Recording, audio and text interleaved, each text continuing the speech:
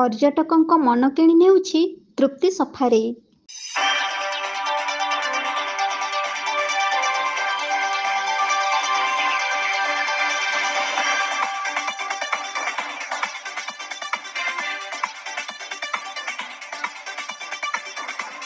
କେନ୍ଦୁଝର ଜିଲ୍ଲା ଏକ ପର୍ଯ୍ୟଟନ ସ୍ଥଳୀର ଗନ୍ତାଘର।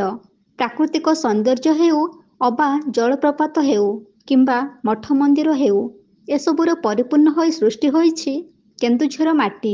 ବଣ ପାହାଡ଼ ଘେରା ସବୁଜ ବନାନୀର ମନଲୋଭା ପରିବେଶରେ ରାଜ୍ୟ ତଥା ରାଜ୍ୟ ବାହାର ପର୍ଯ୍ୟଟକଙ୍କୁ ଆକର୍ଷିତ କରି ଟାଣି ଆଣିପାରୁଛି ତାହାରି କୋଳକୁ। ସେମିତି ଏକ ପର୍ଯ୍ୟଟନସ୍ଥଳୀ କେନ୍ଦୁଝର ଜିଲ୍ଲା ହରିଚନ୍ଦନପୁର ବ୍ଲକ ଅନ୍ତର୍ଗତ ବକ୍ସିବାରୀ ଗାଁରେ ରହିଛି ଖୁବ୍ ଆକର୍ଷଣୀୟ ଏବଂ ମନଲୋଭା ପରିବେଶର ତୃପ୍ତି ସଫାରି, ଯାହାକି ଏବେ କେନ୍ଦୁଝର ଜିଲ୍ଲା ପାଇଁ ମୁଖ୍ୟ ଆକର୍ଷଣୀୟ ପର୍ଯ୍ୟଟନସ୍ଥଳୀର ଶୋଭା ବର୍ଦ୍ଧନ କରୁଛି। ସବୁ ବର୍ଗର ବ୍ୟକ୍ତିବିଶେଷଙ୍କ ପାଇଁ ଏହି ତୃପ୍ତି ସଫାରି ଏକ ପ୍ରମୁଖ ସ୍ଥଳୀ ପାଲଟିଥିବା ବେଳେ ପ୍ରତ୍ୟେକ ଋତୁରେ ଏଠାରେ ପର୍ଯ୍ୟଟକଙ୍କ ଗହଳି ଲାଗିଥାଏ।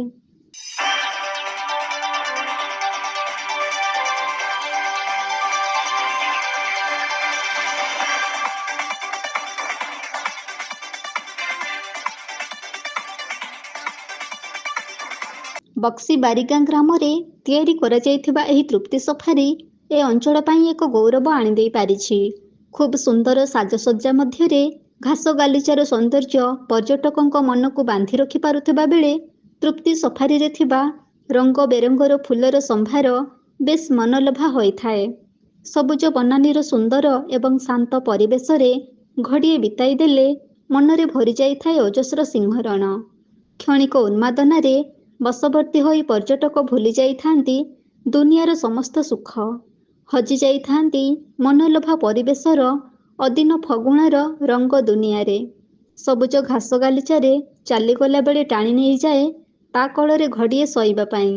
ତା ସହିତ ରଙ୍ଗ ବେରଙ୍ଗ ଫୁଲର ବାସ୍ନାରେ ସାରା ଶରୀରରେ ବଳି ହୋଇଯାଉଥିବା ବେଳେ ଆଖିରେ ଖେଳି ଯାଇଥାଏ ଅସରନ୍ତି ସପନ।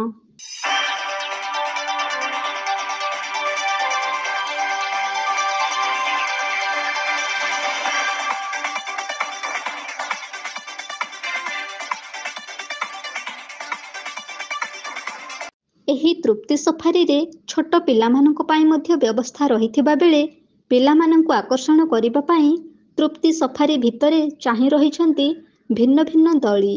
ଦଳିରେ ବସିଲା ପରେ ପର୍ଯ୍ୟଟକ ଖୁବ୍ ଖୁସି ମନାଇ ଭରପୁର ମଜା ନେଇଥାନ୍ତି। କେବଳ ଯେ ଘାସ ଗାଲିଚା ସହିତ ଫୁଲ ଗଛର ସମ୍ଭାରରେ ତିଆରି ହୋଇଛି ତୃପ୍ତି ସଫାରି ତାହା ନୁହଁ। ପର୍ଯ୍ୟଟକଙ୍କୁ ଆକର୍ଷିତ କରିବା ପାଇଁ ତୃପ୍ତି ସଫାରି ମଧ୍ୟରେ ଧଳା ଠେକୁଆ ଏବଂ ବିଭିନ୍ନ ପକ୍ଷୀ ମଧ୍ୟ ରଖାଯାଇଛି, ଯାହାକି ତୃପ୍ତି ସଫାରିକୁ ଅଧିକ ଆକର୍ଷିତ କରି ରଖିଛି।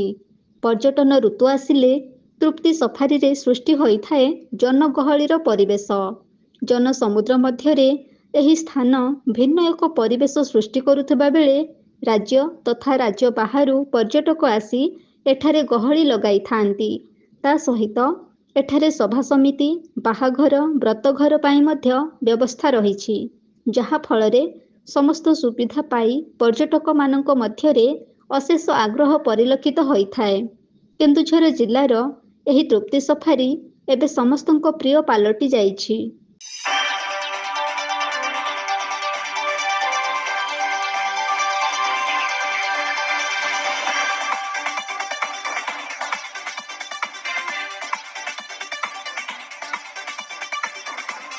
କେନ୍ଦୁଝରରୁ ଦେବାନନ୍ଦ ମହାନ୍ତଙ୍କ ସହିତ କ୍ଷେତ୍ରବାସୀ ମହାନ୍ତଙ୍କ ରିପୋର୍ଟ, এবি ନ୍ୟୁଜ୍।